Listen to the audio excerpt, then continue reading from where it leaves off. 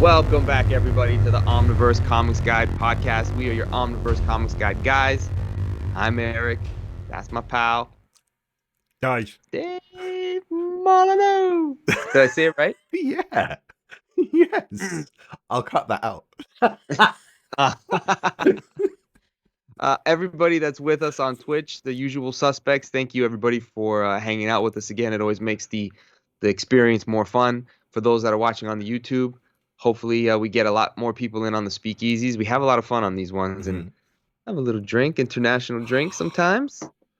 And everybody on the different podcast platforms that you might be listening to, whether you're driving to work, at home on your computer, whatever the case may be. Thank you for listening. Hit that rate and subscribe button. And don't forget to visit omniversecomics.guide, where you can get your reading orders, podcasts, all the videos that come along with it. Everything you need for the full experience of being part of the Omniverse Comics Guide is there. Before we begin, just want to take a moment. One of the last speakeasies we did, I said goodbye to my good friend Kobe, my puppy. If you hear in the background, I got a new puppy. And I'm going to show her on the show.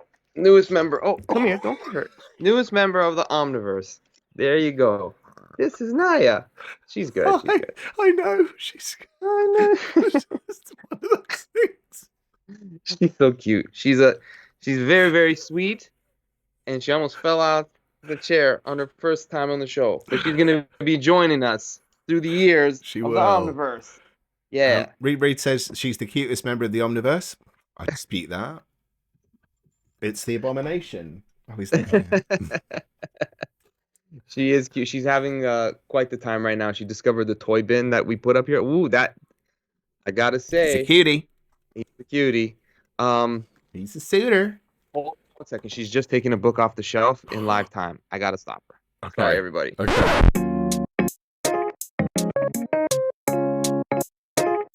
So yeah, this is exactly what everyone tunes in for on a Wednesday night for their Omniverse Comics Guide live show. A dog being told off for eating Eric's books. And there you have it. I failed. Quite the introduction. Sorry. I thought it would go a little smoother than that, but it went quite as expected. I said she's going to start eating a book for the first time while we podcast. Never worked with Canadians and animals. Ah, man. Yes. So it's a speakeasy. We're going to have some fun. We're going to be laid back, relaxed. If you are in the proper place to have a drink with us wherever you can, if it's the right time of day, right? If you're at work at 7 a.m., BC Scrubs, don't do it. Why? But, what if you're a drink tester? Yeah. Yeah. You know what? Do it. Do it. All right. Cheers. Cheers.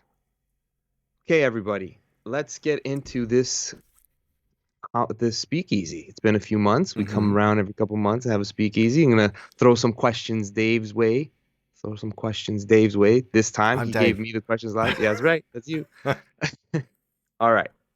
So my first question is, okay, if Dave of the Omniverse was an action figure, what would his design be? Not like superhero, I got shields, but just we would see the action figure go, that's Dave.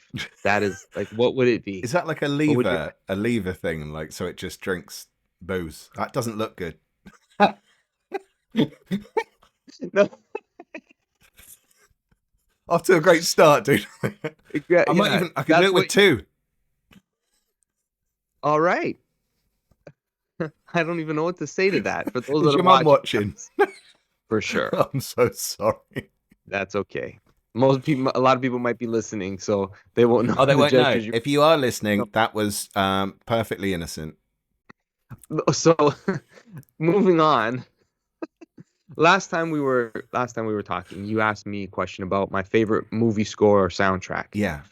And that led down to like a fun little memory lane of movies that we enjoyed soundtracks to. But I also saw in between that time Superman the movie with an orchestra. Oh, you did. Me, right? So it made me think, would there be a movie that you would want to see with an orchestra playing the score behind it? What would it be for you? Does something come to mind? Weirdly, I think not necessarily an orchestra, but I love Our Brother Where Art Thou, the Coen Brothers film. Yeah, that we spoke about that. That's Did we right. talk about that? I'd like Yeah, to you see said that. that you love. Yeah, Yeah, I'd like to see that with the because like they released it as a soundtrack, right, so that might be really good. But it would be obviously a bit different to just incidental music. right. But I like the idea of that. Otherwise, weirdly, I don't know why the first thing that springs to mind is 30 Days of Night Sings. It has no soundtrack, just a lot of.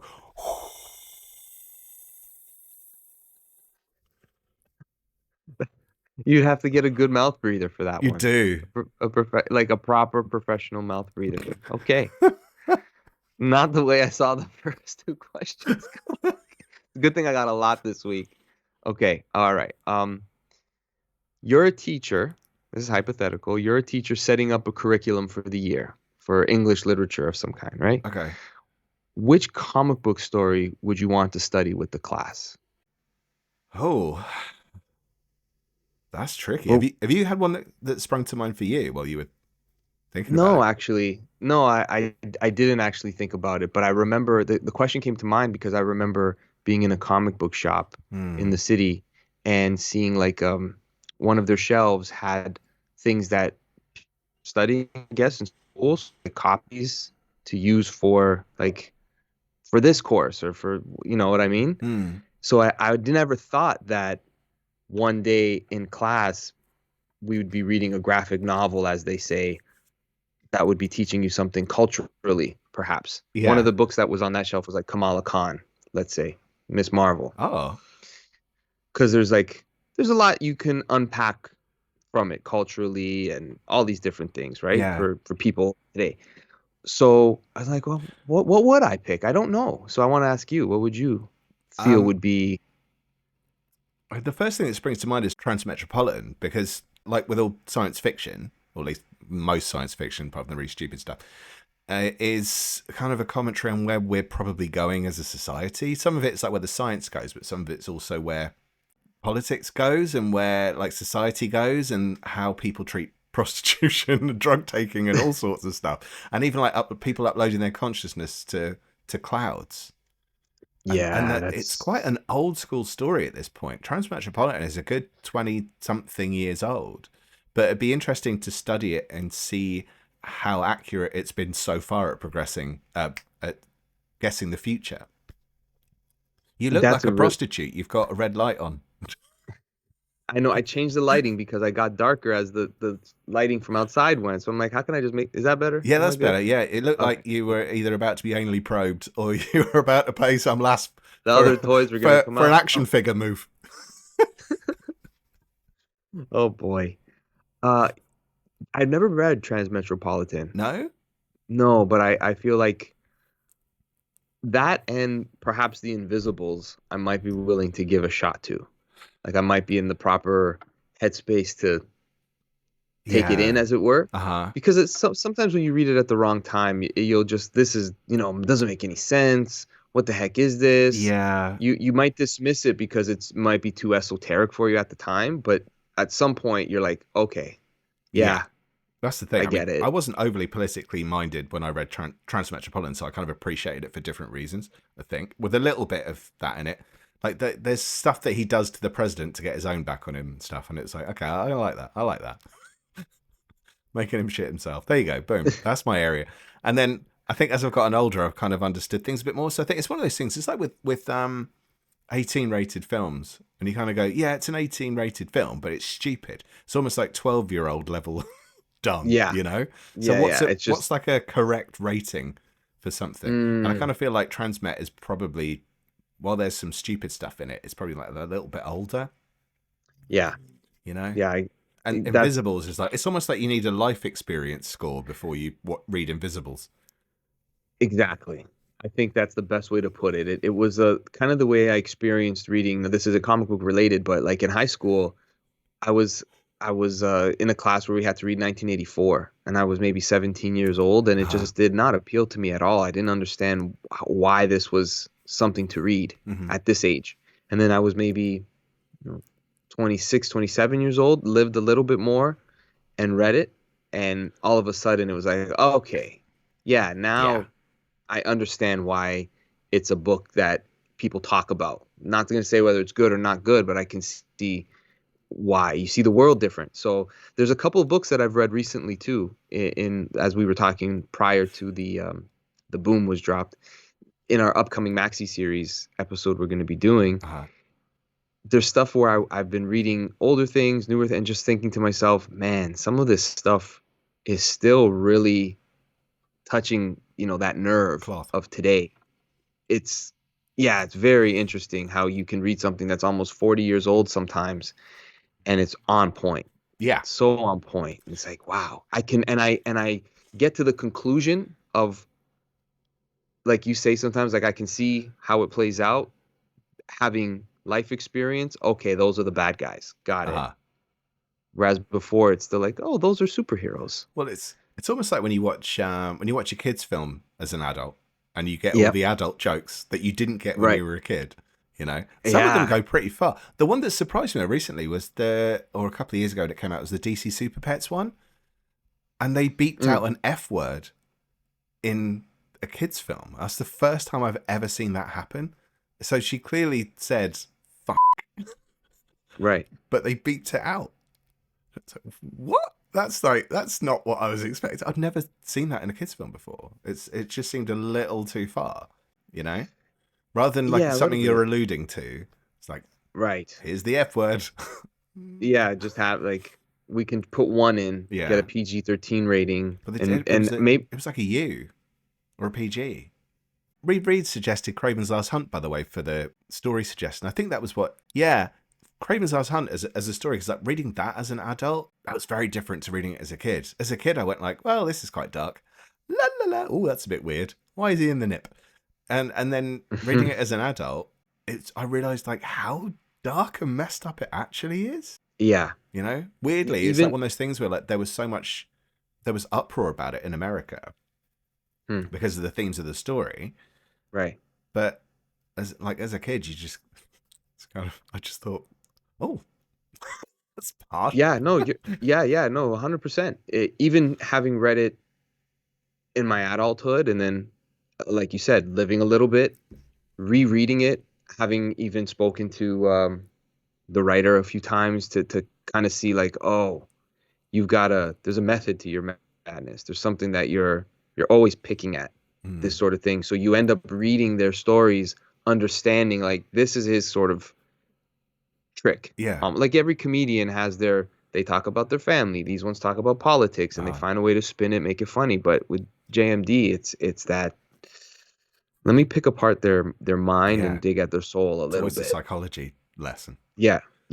It's gonna be a fun comic book if you're a kid, but even reading like the Clone Saga, his issues, they read differently. So if somebody is interested in reading Marvel Comics, right? You're the Marvel Comics guy originally, before the Omniverse. That's all right. Hey, man, I want just the fact that you had that passion to do that says a lot about how much you love Marvel Comics. So you're the guy to ask this question to. So somebody wants to get into Marvel Comics. They're about 25 to 35 years old, right? Not kids. So you've got like maybe a taste or a palette that they might have based on something. But in your expert opinion, what's the best era to use as a primer, or even a book that you would say like, okay, you want to get into Marvel and you want to stick around? You may not say go to Roy Thomas Avengers. Like you might not recommend that. So what would it be for you that would kind of make them go down this path, and let me know if you don't like it? It depends. I mean, because normally I wouldn't really necessarily send people towards a certain period of time. Or it'd be more like which characters you like, and immediately then that gives people a foot in the door. So, Okay. I mean, someone even said to me a little while ago, like friends in real life in the house going, "Oh, you've got lots of books." Go like, "Holy shit, yeah, someone's interested." And he went, "I really always wanted to read Hulk." And I said, "Look, this is Peter David's Hulk. This is the best Hulk you can get. I know that people have been hyped about Immortal Hulk. Sure, you can read that. Go for it." It kind of feels like you need to have that groundwork with Peter David anyway. I don't want to go into a massive thing about that. But even then, explaining some of the background of the stuff before he got on, he was really shocked at how dark that was. As your light's gone really dark again. You see what I mean? Are your curtains open? No. Oh, weird. They're closed. Yeah, there's the sun's going down. It's pretty bright. It hits my house well. But Ah, sorry about that. no worries. It's all Want right. me to put the red light on again? I've got to pay you then. I don't. I mean, I'm not. I'm a little tired. I'm not really in the mood to get noshed off. So, where was I? Yeah, it just depends. It depends what characters like. You want to get someone interested in the thing they like first, and sometimes it's something familiar. You know, like if people like Spider-Man and they like it because of Spider-Verse, you might want to give them Spider-Verse and show like how it was done in the comics. So it's not necessarily an era thing or a single character thing because it's so vast. So during lockdown, I was getting loads of people saying, "Where do I start reading Marvel?" And what I had to do was delve further. I was doing this on an individual level with loads of people. That's back in the time when people used to message and stuff a lot more. And they said, "Where do I start with Marvel?" And you go like, and that's when I started working on a reading order for the Marvel Universe from 2004 upwards, because that to me is still the strongest era. So I am going to get back on that, but that's what I'd probably recommend if people like the films and they like the wider universe stuff and the way that universe interacts and all those characters interact with each other, and you want to see it at its peak.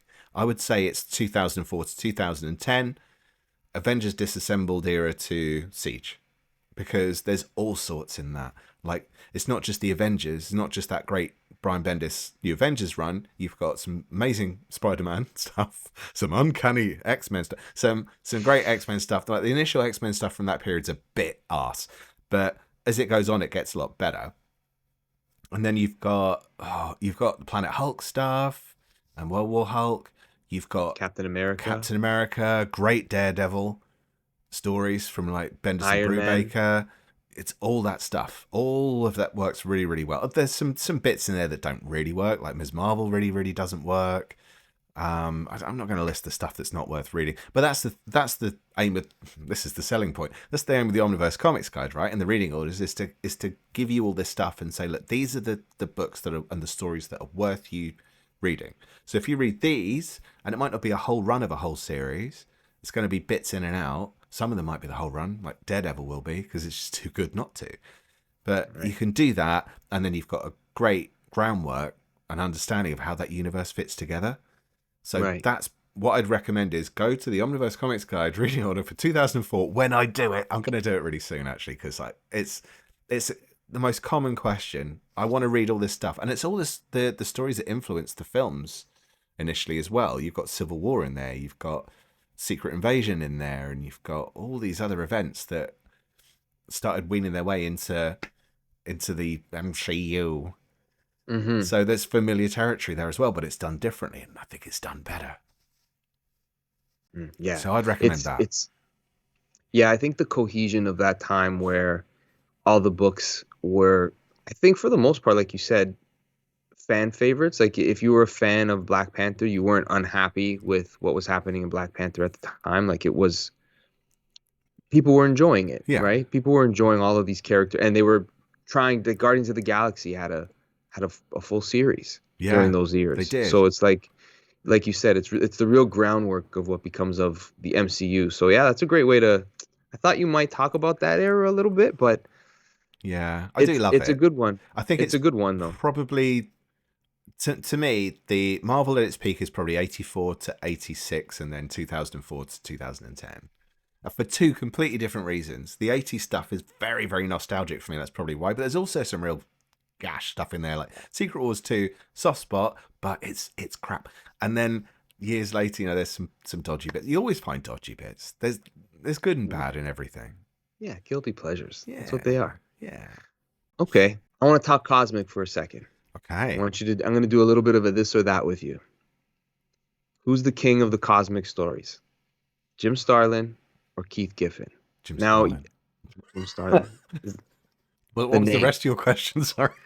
Sorry, the rest of the question would have been, I know people are going to say Kirby, of course there are going to be people that, when I think of cosmic stories, yeah. And for a lot of folks, Keith Giffen, because of the Legion of Superheroes and the years of, doing stories and even Annihilation, he was heavily involved in those stories. He wrote most of that first chunk. Although to me, the later stuff was better. I know a lot of Yeah, people love Annihilation most, and some people didn't stick with it past that. But I think the stories got better as that went on. I agree. Annihilation to War of Kings, man, it's just what a time. Yeah. So Jim Stark, why for you? It just Warlock, It's the greatest villain. The greatest Marvel Thanos. villain who's a cosmic villain is Thanos. But he only works when he's written by Stalin. I can't think of many stories with Thanos that are written by somebody else. The Infinity story by Hickman in his Avengers wasn't Thanos to me.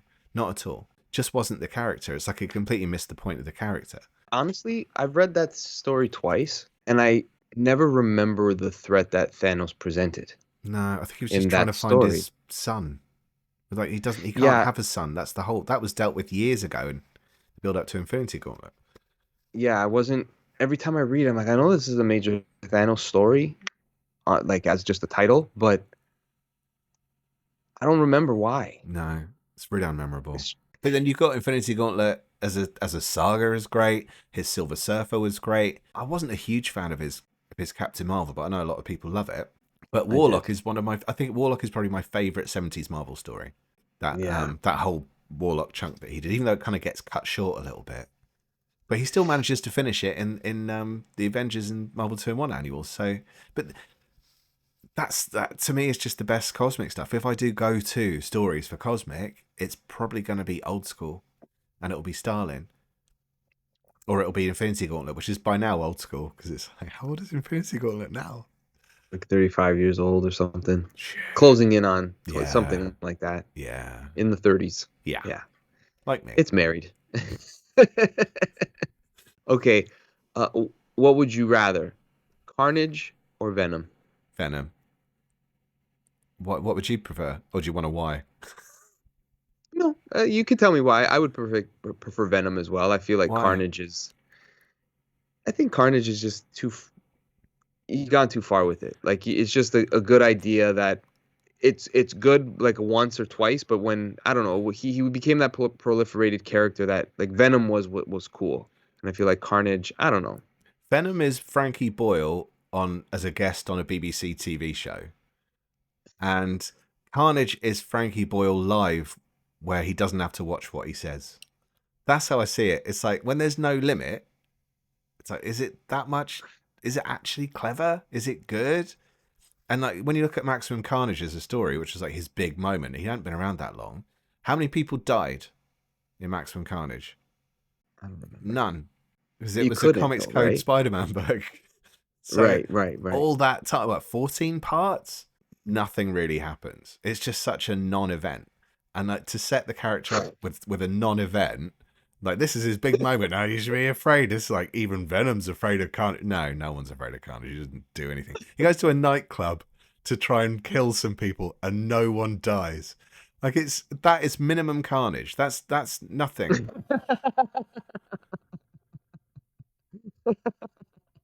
I like that's minimum Carnage. Very simple flip of the phrase. I like that. Yeah, I read it once. It's so like beloved and hated because I know that the writers, some of them who were writing it were like, we did it because we had to. It was selling. We didn't want to write Carnage. We were okay with Venom, but they were at the point where like we were sick of Carnage already. And I think much to how you were saying it, like there's all this threat and there wasn't much you can do. No, it's It's like almost like no. yeah. No, go on, go for it, please. It's like when I see how impressive the Batman animated series is, where you realize like all the guns and the bullets that there's never blood. There's so many rules that they have to follow as far as the violence that could be shown in a cartoon on Fox or whatever the standards were for cable television. And you realize it didn't even dawn on me watching it as a kid. I was just enthralled with the storytelling Uh-huh. that I didn't see all of the things that they couldn't do. Yeah, And it's kind of like that with some of the comics, right? So when they do get away with it or when they do push the envelope and actually have some impact, you're like, man, you have to be clever. But Maximum Carnage, it just felt like a kind of a marketing department oh, plan it because they had a completely video game. was.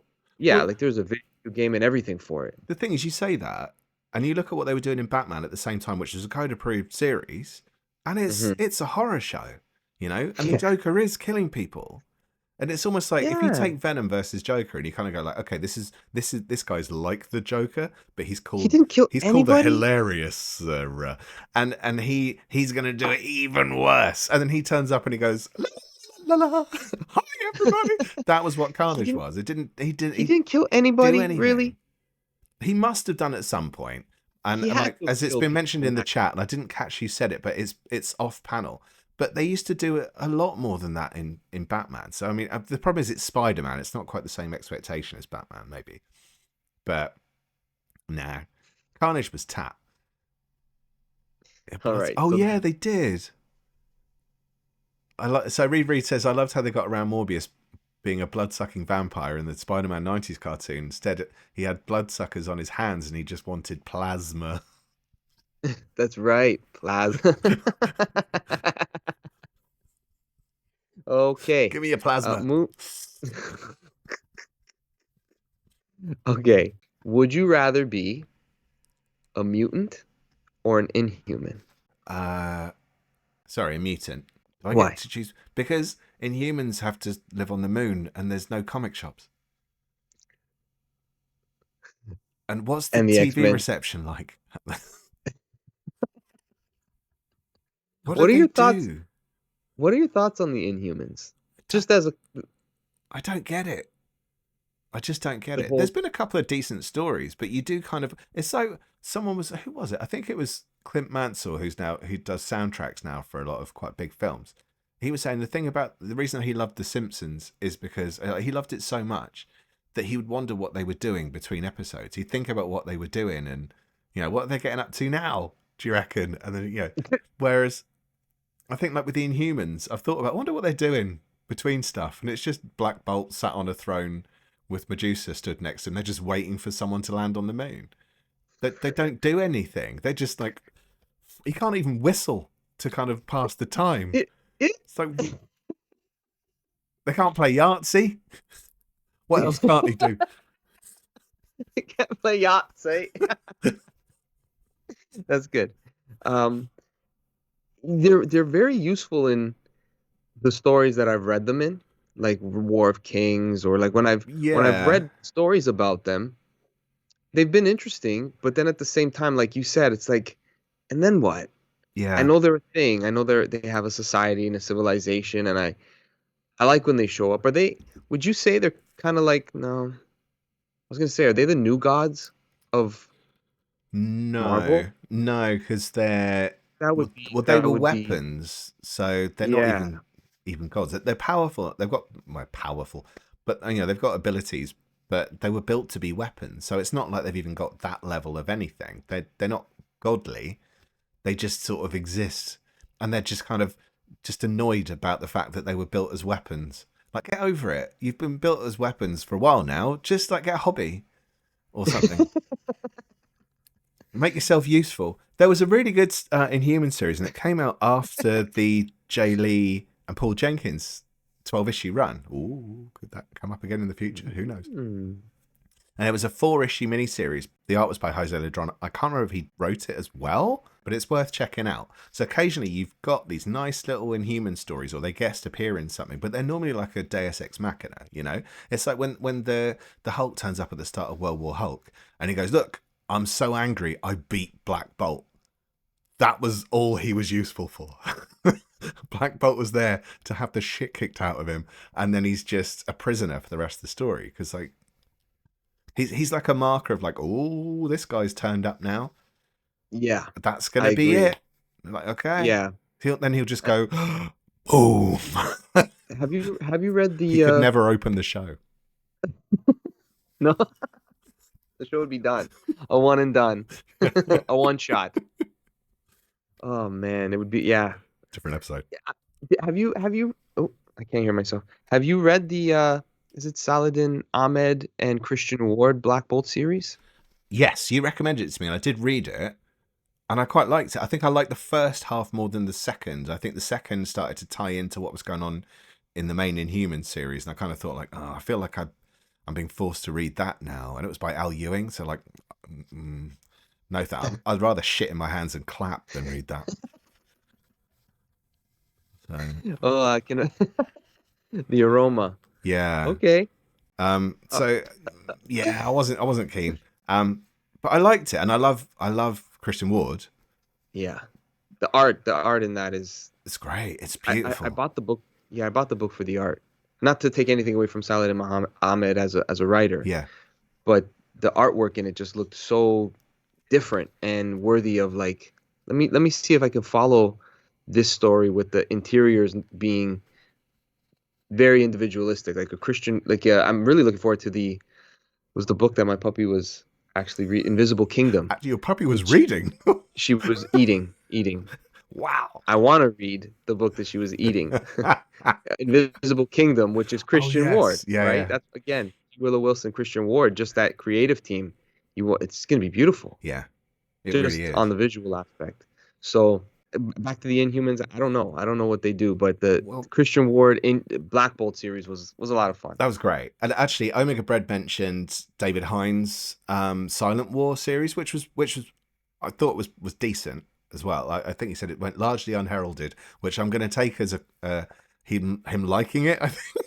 I don't know. That's nice and vague, Bread, but I think it was decent. But it's one of those things as well. Like when you get to a point in every Inhuman story where even if Maximus is kind of like, no, do you know what? I'm going to help you guys this time, and then he goes, you're kind of like, oh, why is everyone surprised? Why is everyone Yeah, surprised? It's like, yeah, oh, it's I've true. invited my backstabbing friend over. We're going to have a great night this evening. And everyone's just going to be going, when's it going to Are you sure happen? you can trust him? Yeah. Black Bolt Sire, are you sure you can trust him? You could write the series. Right? Okay. Yeah, because they tried to do something with them. They even made a TV series out of them, and I'm just like, there's certain concepts in Marvel that just won't cross over. I don't think the Eternals will, and I don't know about the Inhumans. I don't Um, know. I don't know. I think the problem with the kind of godly level characters is you've already got a divide. I mean, it's kind of different with Thor because I think what they did with Thor and why Thor worked well as a comic is because they're trying to give him his humanity. Whereas with the Right. Inhumans, they're still a step away from humanity. So how do you relate to that? Right. Even the Silver Surfer coming to Earth, he's from another world. He's got a whole different experience to his life. How do you relate to that character? And you have him try and understand us. So he becomes a window back at us. It's like the metaphor for his whole reflection, you know? Right. It's him looking at us and us looking back at him. It's that's the way to do it. But with Inhumans, they've never done that. Okay.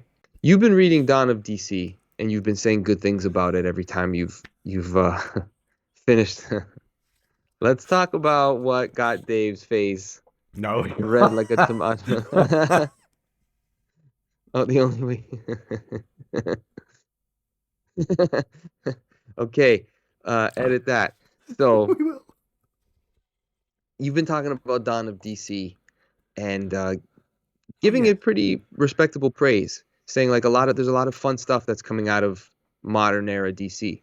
What's some of the stuff you'd recommend for someone like myself who's a longtime DC fan? I'm kind of out of what's happening in the modern stuff because I'm just doing so much retroactive reading. What would you Yeah. recommend to someone like me?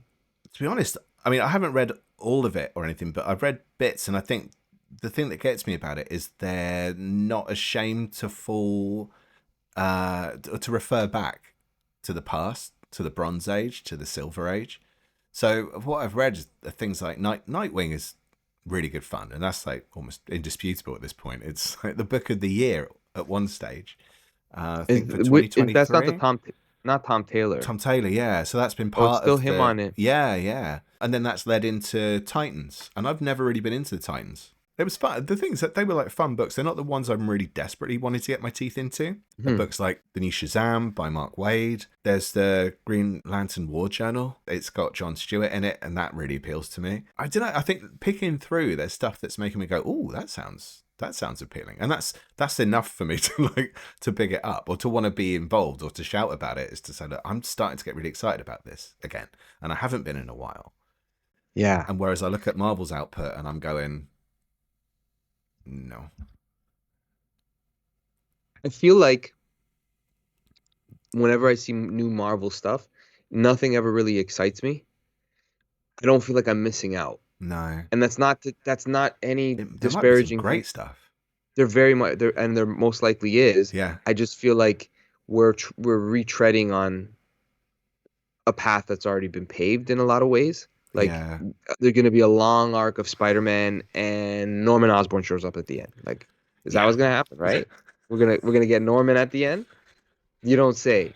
So it's kind of like if I'm gonna read that, I'll read it when it happened the first 5 times. Yeah, well, that's just it, and also there's those they seem to do an awful lot of those Untold Tales books, which funny enough, rereads myself were talking about the other day. There's an awful lot of that stuff. It's really unclear as to who the audience is. It feels like it's already happened, so it's irrelevant. So it's not for the more modern audience. But it feels like it's for the old school audience. A lot of us aren't looking out for that stuff anymore. It's like, how does it Yeah, even fit into continuity? A lot of the time, it doesn't fit into the continuity. If you're yeah, interested in continuity, not everyone is, obviously. It's not aiding anything because you know by the end of that story the status quo hasn't changed and nothing's moved forward, and that's probably the marker for Marvel for me, is that nothing feels like it's moving forward at all. Whereas at right. least with Dawn of DC, one of the things I really like about it, like, and I've been reading Dark Crisis and Infinite Earths, and don't get me wrong, it's okay. Dark Crisis, it's alright. But at least there's a reason to dive into it, and there's a reason to read it, and that's to kind of see where we're going next. And it feels like they're literally moving these characters forward. The main team in the DC universe at the moment isn't the Justice League. It's the Hmm. Titans. So it's like they've gone, well, they've been around a long time. It's time for them to take over and not become the Justice League, but to be the Titans. Yeah, there's the Teen Titans and then there's the Titans. Yeah. So Yeah, they are that's moving the cool. characters forward, and that's what appeals to me, I think, about DC at the minute. Even on books I haven't read yet, it feels like we've still got somewhere to take them.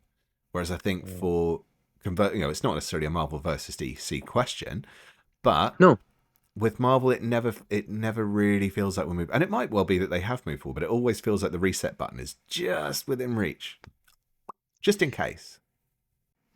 yeah, maybe. It's funny as I've aged and been a collector of comics. You also see how the market kind of has broadened in the sense of like there's people who are still collecting your Wednesday Warrior, getting that new issue, getting that cover, being that on the job collector, as it were, Yeah, knowing what's hot.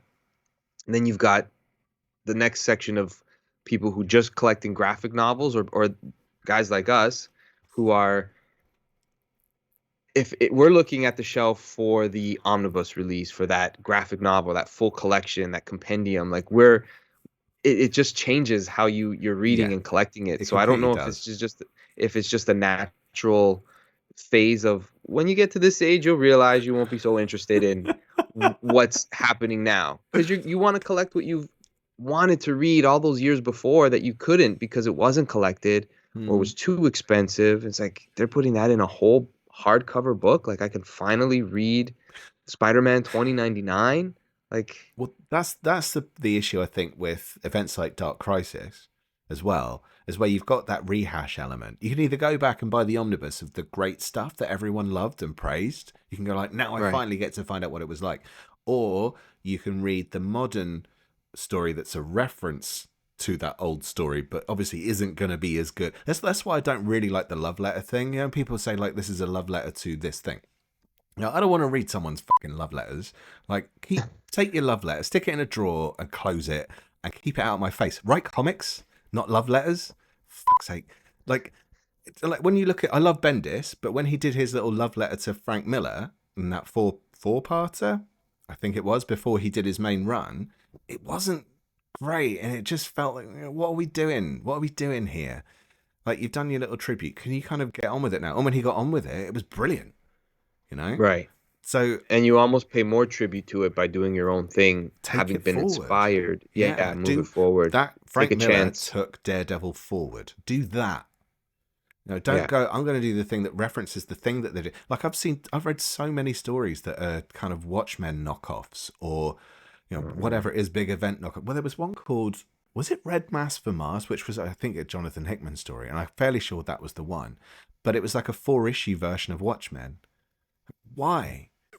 I don't understand. What are you hoping to achieve here? I think I think maybe, and I've heard this expressed by some people, it's like when you are I'm not sure when Jonathan Hickman wrote that story, but they say like Long a time lot of ago. times in the beginning, you kind of sink your teeth into something by doing an imitation. Mm, Like you start pulling from like I'm gonna do a version yeah. of that thing, and then you realize like here's where I would do it different, or here's an even better idea, and you start to take okay this time I'm gonna do a version of Neil Gaiman, and then before you know it you've melded your own style. You've gotten a little bit of Alan Moore, a little bit of this guy, a little bit, and then now you're Jonathan Hickman.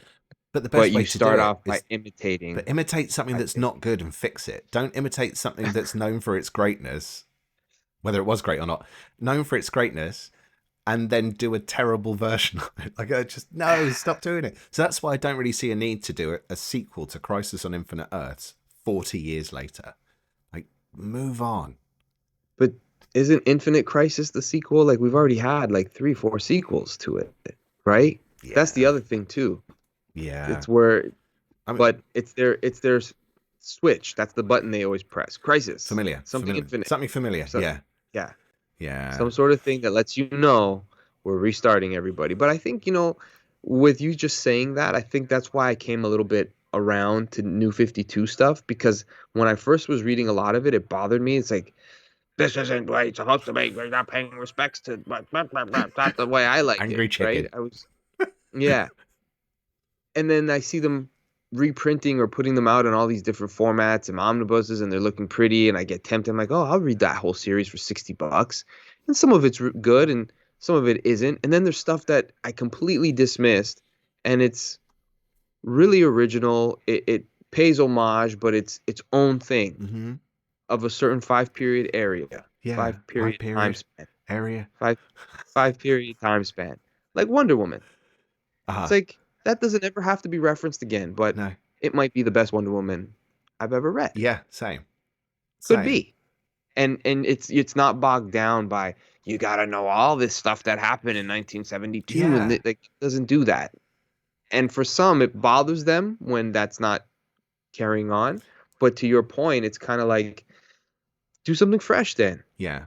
Take a chance. That's when people forget though that they did do that in the 80s. They did Yeah. reset Wonder Woman in the 80s, and people going they should never restart. They did it in the 80s. Like what? But Omega Bread says here as well, you can respect the material that came before without having to rehash old ground.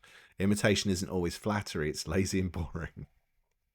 But Yeah, and it depends. If yeah. someone's seen it though, if someone hasn't read that story in their first exposure to something, it's like if you see a knockoff version of Pulp Fiction, then you watch Pulp Fiction and go, "This isn't very original."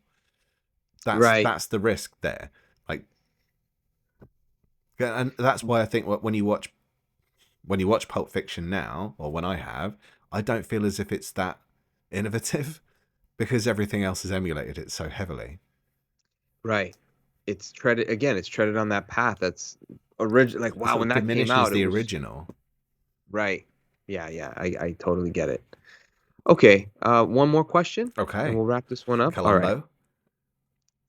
All right. Okay, let's pretend. I just recently watched a podcast that got my brain firing, and it was, forgot the gentleman's name, but he was talking about the hypothesis that we are in a simulation Okay. currently, Yes. because where we are technologically, there's a 70% chance that we're going to build the singularity moment or whatever it is that can make us be part of a simulation. We'll have that technology, 70% chance. So because of that, there's a 70% chance we are in it. All right. Hypothetical. Okay. If you knew you were in the Matrix, Yeah. would you want out? There's got to be a better Matrix than this. Okay. And would you want to play it as a game or would you just be like, if I know this is now I'm something plugged into, I'm going to make decisions differently? Or would you want to take what was the pill? I forget if it was the red or blue pill that was the red pill Uh, that Neo took. I forget. what, the one that gives you the chub? The one that made him go through the mirror and Oh. made him wake up Oh. into the world where they just ate mush. Yeah. No, see, I don't fancy that. And I'm quite happy to live in a simulation as long as it's just a good simulation. It'd be pretty disappointing if we lived in a simulation now and you're going, well, time to wipe my bum. Um, Better make a sandwich. Oh no, we're out of cheese. Like that's just a shit simulation. There's got to be something better. Like if we're in a simulation where I'm reading stuff for escapism, that's a bad simulation. I should have those powers. You know? I see. So you would want to be why in a give people a simulation that's boring? well, maybe in your next one you would be that. Maybe that is one of them that you'll go through in your next one. So and it's you'll almost like read. reincarnation. Yeah, it's a really interesting conversation that was on the podcast, but it just got me thinking because I know that you're a fan of the movie, but I know you're a fan of Invisibles. No. And you said you're not a fan of the movie. No, I didn't really. But you're. No, I didn't. It was all right.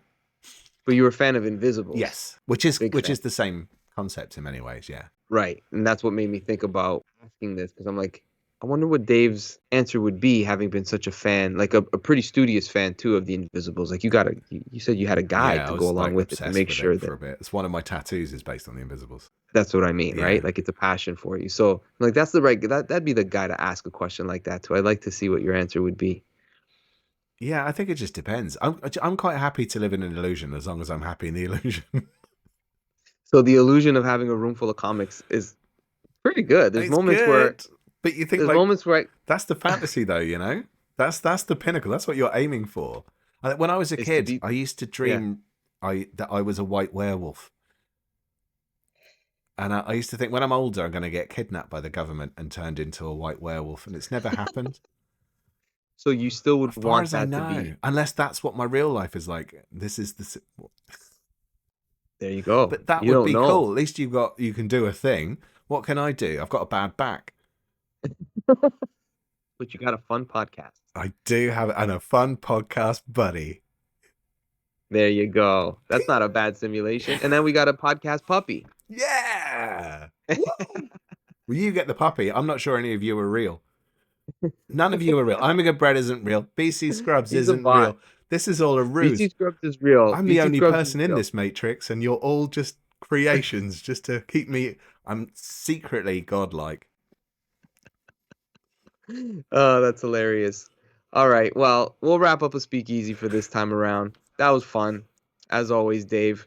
I love it. The speakeasies are our time to just kind of see where the conversation takes us. That's kind of how we used to podcast when we first started. We just like, you want a podcast, and we'll just talk about everything.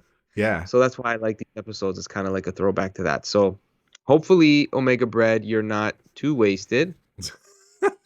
But anyways, this is always a blast. This time around, we brought a puppy onto the show. Who knows what might be on the next speakeasy? I'm going to resurrect a deceased relative.